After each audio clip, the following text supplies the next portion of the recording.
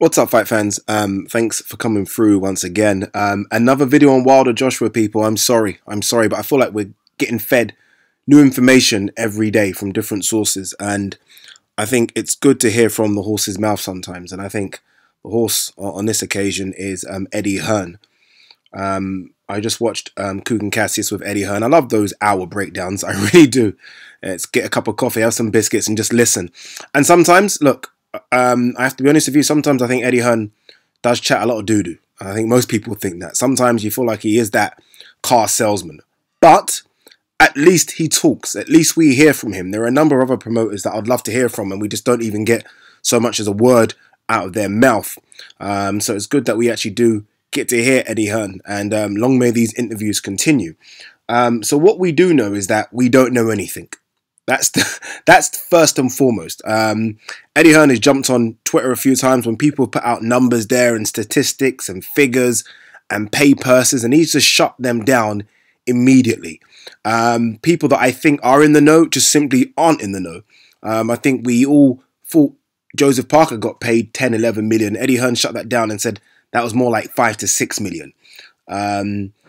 Even this one, I kind of said that the fight purse between Deontay Wilder and Anthony Joshua would be somewhere around $100 million. Eddie Hearn's laughed at that. Like, laughed at it. And we just don't know what these guys are getting paid. We have no idea. And we have no idea because they don't tell us. Everyone is guessing. We don't know what the pay-per-view numbers are. We don't know what Anthony Joshua is getting paid per show. We know nothing. So what we do is speculate and speculate and speculate. And then it does take for Eddie Hearn to jump on the Twitter sometimes, or have these interviews with Kugan and maybe just fill a few holes in that we have absolutely no idea about. So I think the first one he's explained, especially on this little interview now with Kugan, go and watch it on IFL TV's page, is that the 12.5 million, and that wasn't him that revealed it, it was their side that revealed that amount, the 12.5 million actually represents 30 to 35% of the lion's share. Not 20% or 15% as been speculated by some people. Actually 30 to 35%. Now, I think that's good. I think that's good. And look, I have to side with Eddie Hearn and Anthony Joshua here. And I'm going to side with them for a number of reasons.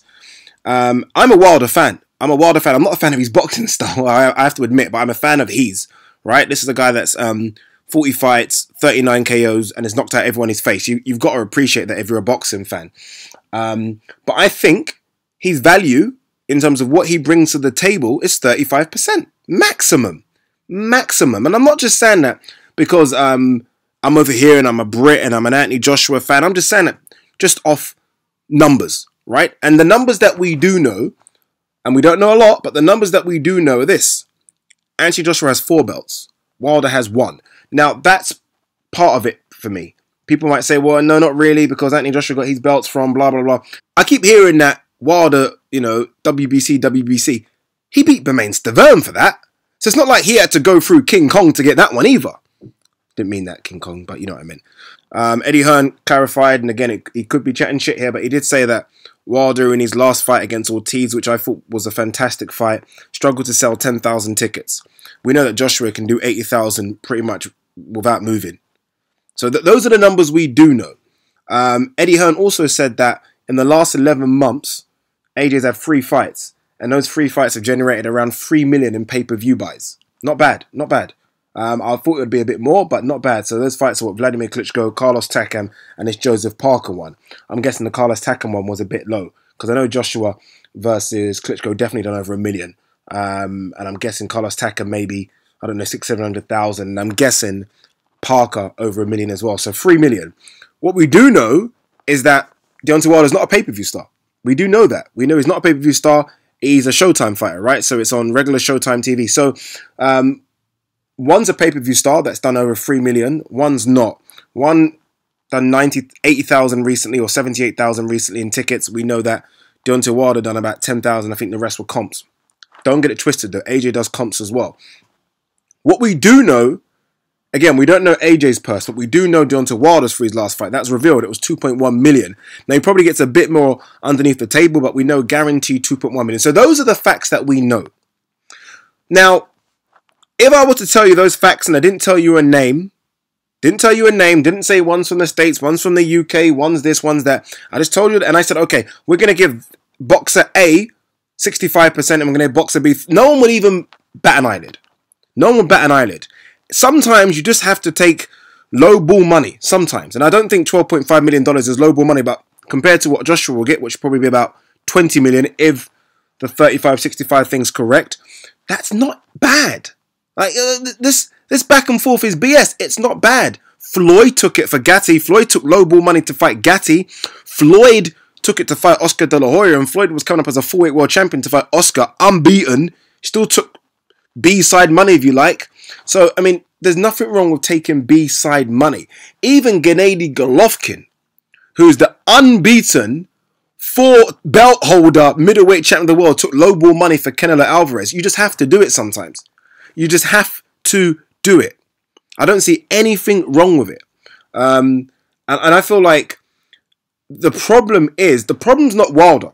I think Wilder would snap your hand off to fight AJ right now for $12.5 million. I think the problem is the number of people in Wilder's kitchen. There's far too many cooks in that kitchen as far as I'm concerned. And obviously, there's Al Heyman that we all know about. Well, I say we all know about. We know about him, but we don't know him.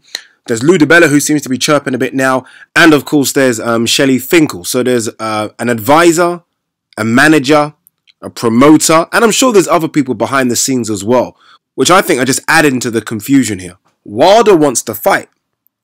AJ wants to fight. Now, a lot of people were criticizing Joshua for ducking Wilder. I was one of those people. I'm happy to admit that. It's clearly not a duck anymore if you've offered your opponent $12.5 million and a date, which was September. Eddie Hearn revealed that as well. So there's no more ducking. There's no more ducking. There's no more diving. Again, Eddie Hearn does talk a bit of BS sometimes. I admit that. I've watched some interviews and I'm like, Eddie, stop.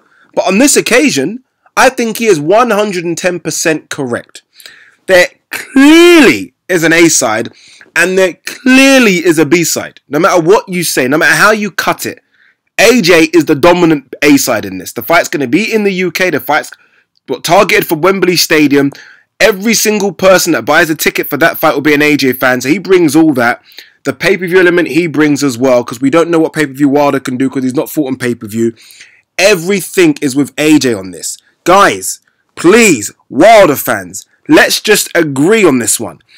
This fight has to happen, and it has to happen on AJ terms. And I think 35%, now I know it's 35 and not 20, is fantastic. It's a fantastic offer. I've been hearing things like, okay, the offer's been made, it's a derogatory offer, it's embarrassing, and they're only offering this because Wilder's obviously going to reject it, blah, blah, blah. Guys, stop it. Please stop it. Forget what side you're on here. Forget if you're an Anthony Joshua fan or Wilder fan. Forget what fan you are.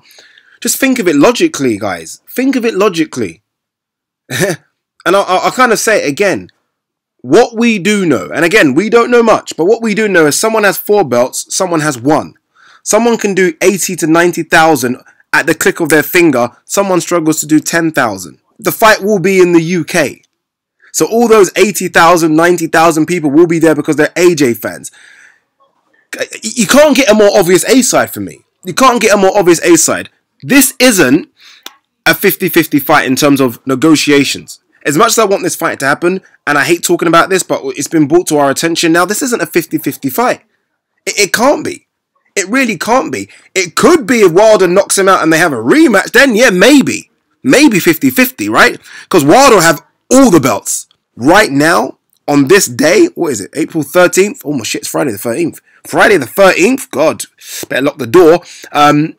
Unfortunately, Wilder and Team Wilder just have to understand that to make this fight happen, you sign on the dotted line. You don't send a counter offer because obviously Eddie Hearn said he's clearly not accepting a counter offer. Just get this fight done. You can't keep saying stuff like AJ's ducking when AJ now has said, look, on the mic in front of 80,000 people, I want Wilder next. And then what does he do? A couple weeks later, he sends an offer of $12.5 million. That's not a duck. Sorry, that's not a duck. That's a guy saying, give me the fight in September. What do you guys think? Let me know. Peace.